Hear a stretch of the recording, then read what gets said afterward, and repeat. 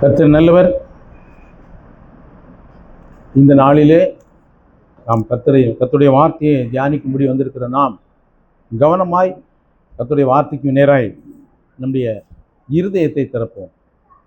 அப்படியானால் கர்த்தர் நம்மிடத்தில் என்ன விரும்புகிறார் என்பதை நாம் பார்க்க முடியும். நாம் என்ன விரும்புகிறோம் என்பது அவருக்கு தெரியும்.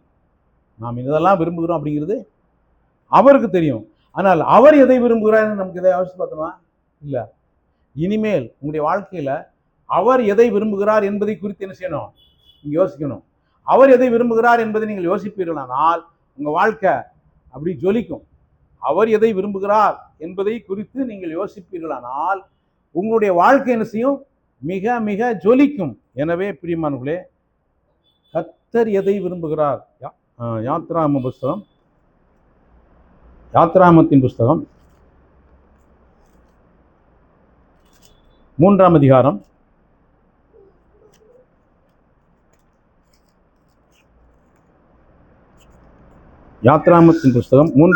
12ஆம் வசனம். அதாவது இந்த சம்பவத்தை நான் உங்களுக்கு சுருக்கமாய் சொல்லிவிடுகிறேன். இஸ்ரவேல் ஜனங்கள் 430 வருஷம் அவங்க எகிப்தில் போய் பார்வோனுடைய பிடியில் அகப்பட்டு அங்கே அடிமையாய் வாழ்கிறார்கள். அந்த அடிமைத்தனத்திலிருந்து கர்த்தர் விடுதலையாக்கி அவர்களுக்கு பாலும் தேனும் ஓடுகிற அந்த கானான் தேசத்தை அவர் வாக்குத்தத்தம் பண்ணி அதை அவர்களுக்கு கொடுக்க விரும்பி அவர்களை அழைக்க வேண்டும் என்று ஆபிரகாம் கொடுத்த அந்த திட்டத்தின்படி அவர்களை அழைத்து வரும்போது மோசேயை அனுப்புகிறார். மோசே சொல்கிறான், 10ஆம் வசனம் முதல் வாசிக்கலாம். நீ இஸ்ரவேல் புத்திரராகிய என் ஜனத்தை எகிப்திலிருந்து அழைத்து வரும்படி உன்னை பார்வோனிடத்துக்கு அனுப்புவேன், வா என்றார். அப்பொழுது மோசே தேவனை நோக்கி, பார்வோனிடத்திற்கு போகவும் இஸ்ரவேல் புத்திரரை எகிப்திலிருந்து அழைத்து வரவும் நான் எம்மாத்திரம் என்றான். நான் எம்மாத்திரம். பாருங்க, இவனுடைய சுயபலத்தை நினைச்சுக்கிட்டு இருக்கான். கர்த்தர் நீ போன்றாரு. இவன் தேவனை விசுவாசிக்காதபடி நான் எம்மாத்திரம். இதெல்லாம் தாழ்மை கிடையாது. இது என்னது? இது இவனை பற்றியான மேன்மை. அவர் சொல்கிறார், அதற்கு அவர், நான் உன்னோட இருப்பேன். நீ ஜனத்தை எகிப்திலிருந்து அழைத்து வந்த பின் இந்த மலையில் தேவனுக்கு ஆராதனை செய்வீர்கள். நான் உன்னை அனுப்பினேன் என்பதற்கு இதுவே அடையாளம். இதுவும் அடையாளம் அல்ல, இதுவே அடையாளம். பாருங்க, மோசேட்ட சொன்னாரு, நீங்க பார்வோன் பிசாசினுடைய பிடியில் இருந்து, நிறைய பேர் இன்னைக்கு பிசாசின் பிடியில் இருக்காங்க, சாபத்தில் இருக்காங்க. வியாதி, கஷ்டம், தரித்திரம், இதெல்லாம் என்ன தெரியுமா? பிசாசின் பிடி. இதிலிருந்து விடுதலை ஆகி ஒரு மனுஷன் என்ன செய்யணும்? இந்த மலையிலே தேவனுக்கு ஆராதனை செய்வீர்கள். நான் உன்னை அனுப்பினேன் என்பதற்கு இதுவே அடையாளம். இதுவும் அடையாளம் அல்ல. அநேக அற்புதங்கள், அடையாளங்கள் அவர் செய்துதான் அவங்களை கொண்டு வந்தாரு. எப்படி? அங்கே தண்ணீர் ரத்தமாய் மாறியது, வேன் வந்தது, தவளை வந்தது, 10 வாதைகள் வந்தது, செங்கடலை பிளந்தார்கள், தேவன் பிளந்தார். இப்படி கண்மலையிலிருந்து தண்ணீர் வந்தது, மன்னாவை சாப்பிட்டார்கள், இப்படி எதிரிகளை அழித்தார்கள். இதெல்லாம் கிடையாது. இதெல்லாம் அடையாளமே கிடையாது. அடையாளம் என்னது? அவர்கள் தேவனுக்கு என்ன செய்வாங்க? ஆராதனை செய்வார்கள். இது மட்டும்தான் அடையாளம். ஆனா அவங்க தேவனை ஆராதித்தாங்கன்னா தேவனை ஆராதிக்கவே செய்யல. அவங்க நோக்கமெல்லாம் எண்ணத்தை புசிப்போம், எண்ணத்தை குடிப்போம், எண்ணத்தை புசிப்போம், எண்ணத்தை குடிப்போம். இதுதான் அந்த நாட்கள்ல இருந்தே ஜனங்களுக்கு பெரிய பிரச்சனையா இருந்தது. எனவே பிரியமானவர்களே, ஆண்டவர் எதை விரும்புகிறார்? அவருக்கு ஆராதனை செய்ய வேண்டும், அவரையே ஆராதிக்க வேண்டும். இதுதான் நம்முடைய நோக்கமாக இருக்கிறதா? அதனால்தான் நான் முதலாவது கேட்டேன், நீங்கள் ஆராதிப்பதற்காய் வாழ்கிறீர்களா, வாழ்வதற்காய் ஆராதிக்கிறீர்களா? நீங்கள் வாழ்வதற்காய் ஆராதிக்கிறீர்களா அப்படின்னு நான் கேட்ட கேள்வியினுடைய நோக்கமே அதுதான். அப்படியானால் தேவன் நம்மிடத்தில் எதிர்பார்ப்பது என்னன்னா, நீங்கள் அவரை என்ன செய்யணும்? ஆராதிக்க வேண்டும். நீங்கள் அவரை ஆராதிப்பீர்களானால் உங்க வாழ்க்கையில எல்லாம் பாலும் தேனும் ஓடுகிற வாழ்க்கை உண்டாகும். யாருக்கு? ஆராதிக்கிறவனுக்கு. கர்த்தரை ஆராதிக்கிறவனுக்கு பாலும் தேனும் ஓடுகிற வாழ்க்கையை வைத்திருக்கிறார். பாலும் தேனும் ஓடுகிற வாழ்க்கைக்கு உன்னை அழைக்கவில்லை. அவரை ஆராதிக்கும் போது உன் வாழ்க்கை பாலும் தேனுமாய் ஓடுகிற ஆறாயிருக்கும். விளங்குதா? ஆமா. அப்போ நம்ம எதையை முன்வைத்திருக்கிறோம்? நமக்கு முன்பாக எது இருக்கிறது? அவரை ஆராதிக்க வேண்டும், இதுதான் நம்முடைய லக்கா? அல்லது நான் சுகமாய் இருக்க வேண்டும், நான் இதையெல்லாம் அனுபவிக்க வேண்டும், நான் இந்த ஆசீர்வாதங்களை எல்லாம் பெற்றுக்கொள்ள வேண்டும், கடவுள்கிட்ட போனா கடவுள் எனக்கு இதெல்லாம் தருவாரு, சுகமாக்குவாரு, வீட்டை தருவாரு, காரை தருவாரு, மனைவியை தருவாரு, பிள்ளைகளை தருவாரு, பணம் தருவாரு, இதெல்லாம் தருவாரு, இதுக்காக நான் ஆராதிக்கிறேன். அப்படி அல்ல. அவரை ஆராதிப்பதற்காகத்தான் இதெல்லாம் வேணுமே தவிர, இவைகளெல்லாம் வைத்துக்கொண்டு நீ அவரை ஆராதிக்காமல் இருப்பாயனால் நீ உலகத்துல வாழ்வதே வேஸ்ட். வாழ்வதே வேஸ்ட். சொல்ல போனா இஸ்ரவேல் ஜனங்கள் எகிப்திலிருந்து வெளியே வந்தாங்க. பார்வோனும் அவனுடைய சேனையும் சமுத்திரத்தில் என்ன செய்து அழிந்தது. இஸ்ரவேல் ஜனங்கள் வனாந்தரத்தில் அழிந்தார்கள். இந்த ரெண்டு பேருக்கு என்ன வித்தியாசம்? அவன் சமுத்திரத்தில் அழிந்தான், இவங்க வனாந்தரத்தில் அழிந்தாங்க. போய் சேர்ந்தது ரெண்டே பேர் தான். போய் சேர்ந்தது ரெண்டே பேர் தான். புறப்பட்டவர்களில் எகிப்திலிருந்து புறப்பட்டதில்லை, கானானுக்குள்ள போய் சேர்ந்தது ரெண்டே நபர் தான். எனவே பிரியமானவர்களே, அந்த 2 பேரில் ஒருவராக இருக்க வேண்டுமே தவிர 5,99,998 ஒருத்தனாக இருக்கக்கூடாது. அப்படி இருக்க நான் விரும்பவில்லை. எனவே நீங்கள் தெளிவாய் ஒன்றை புரிந்து கொள்ள. அப்போ கூட்டம் இல்லையா? கூட்டமே தேவையில்லை. 2 பேர்ல ஒருவனாக இருக்க விரும்புகிறாயா? இதுதான் என்னுடைய கேள்வி. அவரை ஆராதிப்பதற்கு தான் உன்னை நோக்கமாக இருக்குமானால் உன் வாழ்க்கையில எல்லாவற்றையும் கர்த்தர் பார்த்துக் கொள்வார். எல்லா சூழ்நிலையும் கர்த்தர் பார்த்துக் கொள்வார். உன் நோக்கம் மாறும்போது உன் வாழ்க்கையில பயம், கவலை, அவிசுவாசம், எதிரினுடைய பிரச்சனை, பிசாசுடைய பிரச்சனை, மனிதனுடைய பிரச்சனை, இவைகளெல்லாம் நீ சந்திக்க வேண்டியிருக்கும். எனவே பிரியமானவர்களே, நம்முடைய வாழ்க்கையில நோக்கம் என்ன? நம்முடைய வாழ்க்கையில நோக்கம் என்ன? அவரை ஆராதிப்பது தான் நம்முடைய நோக்கமா? இதுதான் 24 மணி நேரம் இருக்கணும். எப்போ இதுக்கு ஏற்ற மாதிரிதான் உன்னுடைய வாழ்க்கையை அமைக்கணும். இதுக்கு ஏற்ற மாதிரிதான் உன் சிந்தையை வைக்கணும். அப்படி வச்சேன்னா பிசாசு உன்னை தொட முடியாது. பிசாசு உனக்கு தீமை செய்ய முடியாது. அவன் செய்கிறது எல்லாம் நன்மையாய் முடியும். அவன் செய்கிறது எல்லாமே நன்மையாய் முடியும். பிரியமானவர்களே, எனவே நம்முடைய வாழ்க்கையில் எது பிரதானமாய் இருக்கிறது, எது நமக்கு பிரதானமாய் இருக்கிறது, எது நம்முடைய நோக்கமாய் இருக்கிறது என்பதை குறித்து நாம் தெளிவாய் இருக்க வேண்டும். சரியா? இப்போ ஆண்டவருடைய எதிர்பார்ப்பு என்ன? ஆராதிப்பது. ஆனா ஜனங்களுடைய நோக்கம் அதுவா இல்லை.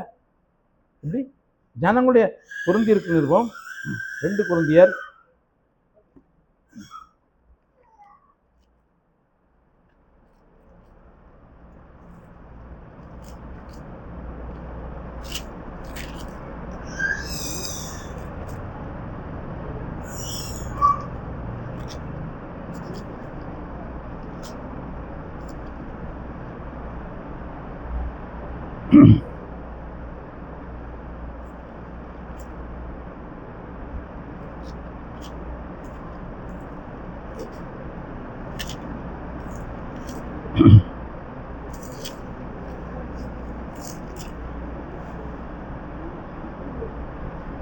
1 கொரிந்தியர் 10ஆம் அதிகாரம்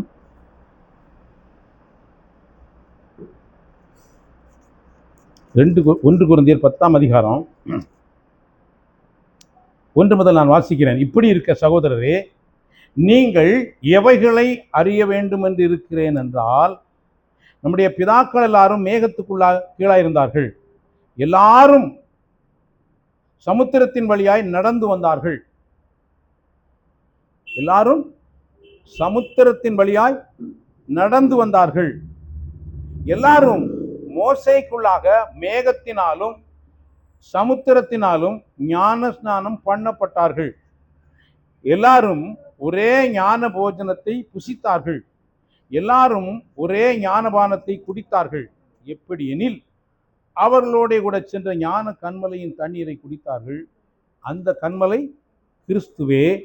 அப்படி இருந்தும் அவர்களில் அதிகமான பேர்களிடத்தில் தேவன் பிரியமாயிருந்ததில்லை.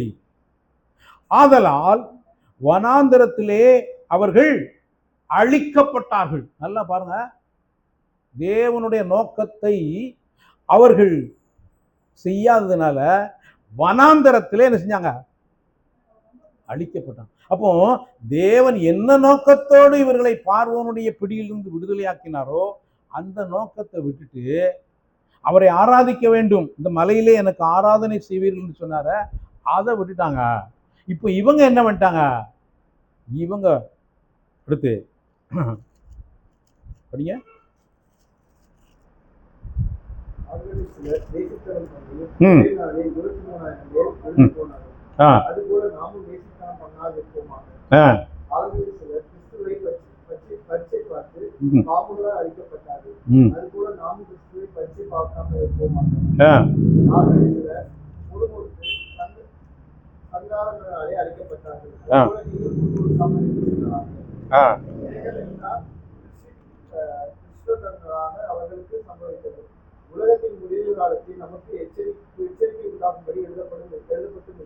எச்சரிப்புண்டாகும்படி நமக்கு என்ன உண்டு? இது எச்சரிப்பு. இது நமக்கு என்னது? எச்சரிப்பு. பிரியமானவர்களே, கொஞ்சம் யோசிச்சு பாருங்க. அப்போ தேவன் எதற்காய் நம்மை அழைத்தாரோ அந்த நோக்கத்தை நாம் என்ன செய்யணும்? அதில் தான் நம்ம பிரயாணம் இருக்கணும். அவரை ஆராதிப்பதற்குத்தான் கர்த்தரை அழைத்தார், அவரை உயர்த்துவதற்குத்தான் கர்த்தரை அழைத்தார், அவரை மகிமைப்படுத்துவதற்கு தான் கர்த்தர் என்ன செஞ்சாரு? என்னை அழைத்திருக்கிறார். எனவே நாம் நம்முடைய சிந்தையில அவரை ஆராதிப்பதும் அவரை மகிமைப்படுத்துவதும் ஒன்றே நம்முடைய நோக்கமாக இருக்க வேண்டும். என்னவா? 13 வசனம் படிங்க. மனுஷருக்கு நேரிடுகிற சோதனையை அல்லாமல் வேறே சோதனை உங்களுக்கு நேரிடவில்லை. எனக்கு ரொம்ப பிரச்சனையா இருக்கு, எனக்கு தான் ரொம்ப போராட்டம் இருக்கு, எனக்கு மட்டும்தான் இப்படி இருக்கு அப்படின்னு சொல்லாதுங்க. தேவன் உண்மையுள்ளவராய் இருக்கிறார். உங்கள் திராணிக்கு மேலாக நீங்கள் சோதிக்கப்படுகிறதற்கு அவர் இடம் கொடாமல் சோதனையை தாங்கத்தக்கதாக சோதனையோடு கூட அதற்கு தப்பிக்கொள்ளும்படியான போக்கையும் உண்டாக்குவார். அப்போ நம்முடைய ஆண்டவர் எப்படிப்பட்டவர்? என்ன சோதனை வந்தாலும் அந்த சோதனைக்கு தப்பிக்கொள்ளும்படியான போக்கை அவர் செய்கிறவர், உண்டாக்குகிறவர். அவர் திராணிக்கு மேலாக சோதிக்கிறவர் அல்ல. பிரச்சனை எங்க இருக்குன்னா, அவர் என்ன நோக்கத்தோடு அழைத்தாரோ அந்த நோக்கத்தை விட்டுட்டு நம்ம விருப்பத்தை, நம்ம சித்தத்தை, நம்முடைய வாஞ்சியை நிறைவேற்ற அலைகிறோம். அதனால தான் வேதம் தெளிவாய் சொல்லுது, அவங்க எல்லாரும் இப்படிதான் இருந்தாங்க. ஞான கண்மலைய தண்ணீரை குடித்தாங்க, எப்படி வானத்திலிருந்து வந்து சாப்பிட்டாங்க. ஆனாலும் அவர்கள் எல்லாரும் மேலும் அவர் என்ன இல்லை? பிரியமா இல்லை. பிரியமா பாருங்க, அவர் எதிர்பார்ப்பு அவங்க அறியலை. அவருடைய எதிர்பார்ப்பு என்னங்கிறத இவங்க அறியலை. இன்றைக்கு நம்முடைய வாழ்க்கையில் எப்படி இருக்குமானால், இன்றைக்கு நம்ம திரும்புவோம். இன்றைக்கு நாள் நினைச்சுவோம், மனதை திருப்போம். ஆண்டவரே, இனிமேலாவது நான் என்ன செய்யணும்? உண்மை என்ன செய்யணும்? ஆராதிக்கணும். உண்மை நான் ஆராதிக்கணும், உண்மை நான் தொழுது கொள்ளணும், உண்மை நான் பணிந்து கொள்ளணும். இது மட்டும்தான் என்னுடைய நோக்கம், மற்றதெல்லாம் நீங்கள் பொறுப்படுத்திக் கொள்ளுங்க. இப்போ நான் மனம் திரும்புகிறேன் அப்படின்னு சொல்லி ஆண்டவர் சமூகத்தில் போய் நீங்கள் வந்து தனியாக, இதெல்லாம் கூட்டத்தோடு கிடையாது, தனியாக முழங்கால் படி போட்டு உங்களுடைய முகத்தை புழுதியில் புதைத்து, ஆண்டவரே நீர் விரும்புகிறபடி இந்த நாள் முதல் நான் உண்மை ஆராதிப்பேன் அப்படின்னு சொல்லி நீங்கள் ஒப்பு கொடுப்பீங்கன்னா, திரும்ப கர்த்தர் உங்களுக்கு அந்த வழியை திறப்பாக்கி, அடைக்கப்பட்டிருக்கிற வழிகளை திறப்பாக்கி செவ்வையான பாதையில் நடத்துகிறதை நீங்கள் காண முடியும். சரியா? அதனால தான் ஆண்டவர் ரொம்ப இதெல்லாம் தெளிவாக வேதம் சொல்கிறது. எனவே அவர் என்ன நோக்கத்தோட அழைத்தாரோ, அவர் என்ன நோக்கத்தோட நம்ம தெரிந்து கொண்டாரோ அந்த நோக்கத்தை விட்டுட்டு நம்முடைய மாம்சமும் நம்முடைய மனசும் விரும்பினவைகளை செய்து நம்ம போகணும்னு சொன்னால் நாம் போக முடியாது. நாம் ஏமாந்து போயிடுவோம், பிசாசு நம்மளை ஏமாத்திடுவோம். அதனால் இப்போ உள்ள ட்ரெண்டு எப்படி போய்கிட்டு இருக்கு? இவங்க விருப்பத்தை நிறைவேற்றுவதற்காக ஆராதிக்கிறாங்களே தவிர அவர் விருப்பத்தை நிறைவேற்றுவதற்காக ஆராதிக்கிறது கிடையாது. எனவே இந்த நாட்களில் நாம், பவுல் சொன்னார், கலாத்தியர் 2ஆம் அதிகாரம் 20ஆம் வசனம் படிங்க. கலாத்தியர் 2ஆம் அதிகாரம். கிறிஸ்துவுடனே கூட சிலுவையில் அறையப்பட்டேன். கிறிஸ்து சிலுவையில் அறையப்பட்டார். எதற்காய்?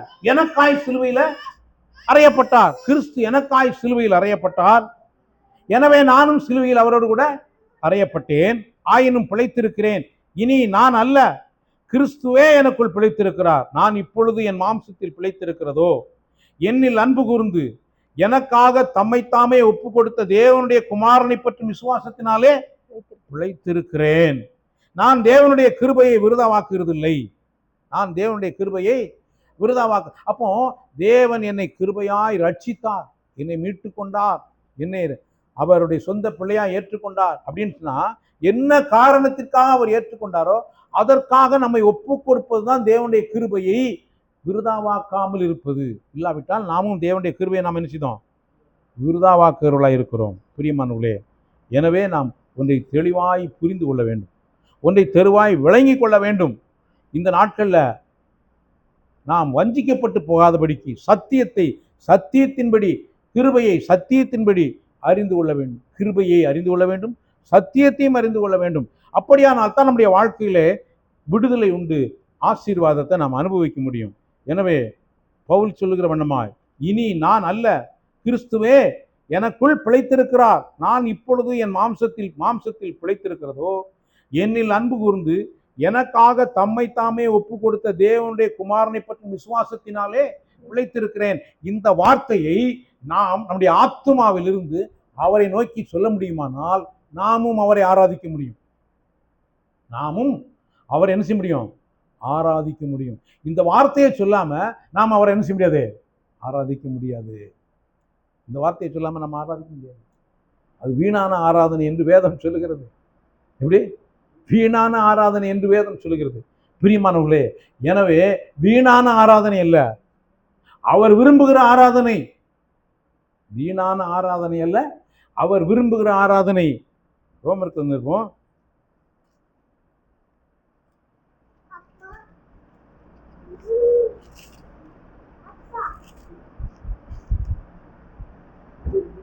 பன்னிரெண்டாம் அதிகாரம் 1ஆம் வசனம். அப்படி இருக்க சகோதரரே, நீங்கள் உங்கள் சரீரங்களை பரிசுத்தமும் தேவனுக்கு பிரியமுமான ஜீவ பலியாக ஒப்பு கொடுக்க வேண்டும் என்று தேவனுடைய இரக்கங்களை முன்னிட்டு உங்களை வேண்டிக் கொள்கிறேன்.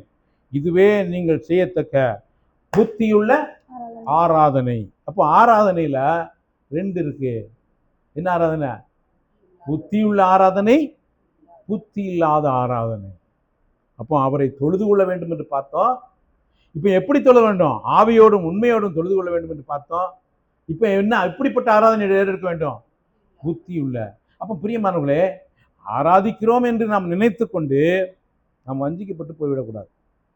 நாம் வஞ்சிக்கப்பட்டு போய்விட தெளிவா நாம் கர்த்தரை ஆராதிப்பதற்கு நம்முடைய வழிகளை, நம்முடைய இருதயத்தை, நம்முடைய ஆவியை குறித்து எச்சரிக்கையாக இருக்க வேண்டும். எனவே இதுவே நீங்கள் செய்யத்தக்க புத்தியுள்ள ஆராதனை. அப்போ புத்தியுள்ள ஆராதனை ஏறெடுக்கும்படியாய் கர்த்தர் நம்மை விரும்புகிறார். எனவே பிரியமானவர்களே, நம்முடைய வாழ்க்கையில தேவனை தேடுகிற ஒரு உண்மையான ஆராதனை இருக்குமானால், வேதத்தின்படியான ஒரு ஆராதனை நாம் என்ன செய்யணும்? ஏறெடுக்க வேண்டும். அப்படியானால் நாம் வஞ்சிக்கப்பட மாட்டோம். இல்லாவிட்டால் நானும் சபைக்கு போனேன், பாட்டு படித்தேன், ஆராதிச்சேன், ஒன்னே எனக்கு தெரியாதுன்னு சொல்லிடுவாரு. ஒன்னே எனக்கு தெரியாது. பிரியமானவர்களே, அப்படியானால் அவர் என்ன விரும்புகிறாரோ அப்படி நாம் என்ன செய்ய வேண்டும்? அவரை ஆராதிக்க வேண்டும். ஆனா பாருங்க, யோசுவாவின் புஸ்தகம், யோசுவா தீர்க்கதரிசியின் புஸ்தகம்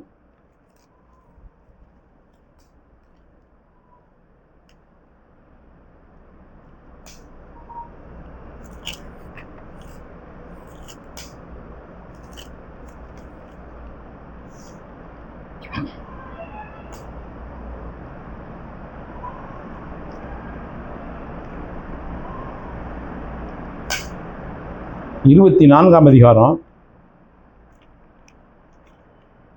13, 14, 15 இந்த 3 வசனங்களையும் நீங்கள் பார்ப்பீர்கள் என்றால், பண்படுத்தாத தேசத்தையும்